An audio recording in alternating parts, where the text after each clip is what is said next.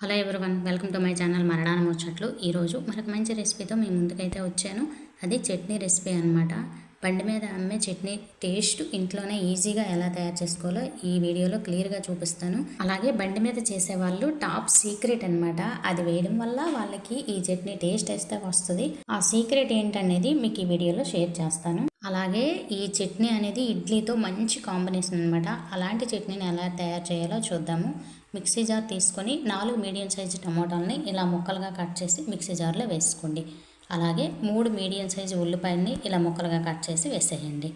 ఇలా ఉల్లిపాయ వేయడం వల్ల చట్నీ టేస్ట్ అయితే చాలా బాగుంటుంది. స్ట్రీట్ వాళ్ళు అయితే ఇలాగే చేస్తారనమాట. అలాగే 4 నుంచి 5 పచ్చిమిర్చి, అంటే పచ్చిమిర్చి పండిపోయిన వేసుకోండి, బాగుంటుంది.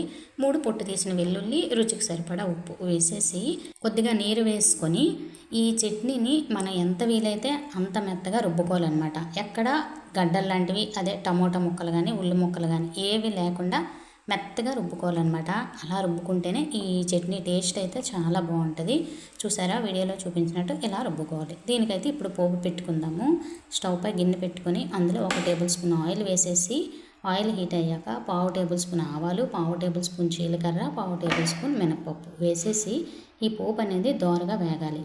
ఇలా దోరగా వేగిన తర్వాత 1 రెబ్బ కరివేపాకును కూడా వేసుకోవాలి. కరివేపాకు చట్టుపట్లాడిన తర్వాత 1 స్పూను శనగపిండి వేసుకోండి. ఈ శనగపిండితోనే మనకి వీధిలో బండి మీద అమ్మే చట్నీ టేస్ట్ అయితే వస్తుందన్నమాట. వాళ్ళు ఇలాగే చేస్తారు. అది కాస్త వేగిన తర్వాత ఇందాక రుబ్బుకున్న చట్నీని అయితే వేసేయండి. వేసేసి మిక్సీ జార్లో మరి కాస్త వాటర్ వేసేసి అందులో వేసేయండి. చట్నీలో వేసేసి చట్నీ కన్సిస్టెన్సీ అనేది కొంచెం పలచగానే ఉండాలన్నమాట. ఈ చట్నీ పలుచుకుంటేనే టేస్ట్ బాగుంటుంది. అంటే ఉడికిన తర్వాత కొంచెం చిక్కదనం వస్తుంది, ఎందుకంటే శనగపిండి కూడా వేసాం కదా. ఈ వాటర్ కూడా వేసిన తర్వాత ఉప్పు చెక్ చేసుకొని కొంచెం ఉప్పు అయితే అడ్జస్ట్ చేసుకోండి. వేసిన తర్వాత ఇది మరగాలన్నమాట. మరుగుతున్నప్పుడు ఇలా మరుగుతున్నప్పుడు 1/2 టేబుల్ స్పూన్ చక్కెర వేయండి. ఇది టేస్ట్ వస్తుంది, స్వీట్నెస్ రాదనమాట. వేసిన తర్వాత మరొక 5 నిమిషాలు మరిగించండి. చూస్తున్నారా, చట్నీ కన్సిస్టెన్సీ అనేది ఇంకొంచెం మరగాలన్నమాట. ఇప్పుడు కొంచెం పల్చగా ఉంది కదా, ఇంకొక 5 నిమిషాలకి చిక్కబడిపోద్ది అనమాట.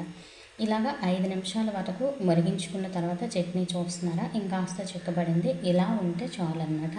ఇప్పుడు స్టవ్ ఆపేసి చల్లగా అయిన తర్వాత ఇంకాస్త చిక్కబడిపోద్ది. దీన్ని మనం ఇడ్లీతో తింటే బండి మీద మనం ఎలా తింటామో అలాగే ఉంటుందన్నమాట. ఆ టేస్ట్ వస్తుంది, అచ్చం అలాగే ఉంటుందన్నమాట. ఈ చట్నీని వేడివేడి ఇడ్లీతో తిన్నామనుకోండి, అబ్బా మనం బండి మీద తిన్న టేస్టే వస్తుంది, మనం ఆస్వాదిస్తూ తినచ్చు, అంత బాగుంటుంది అనమాట.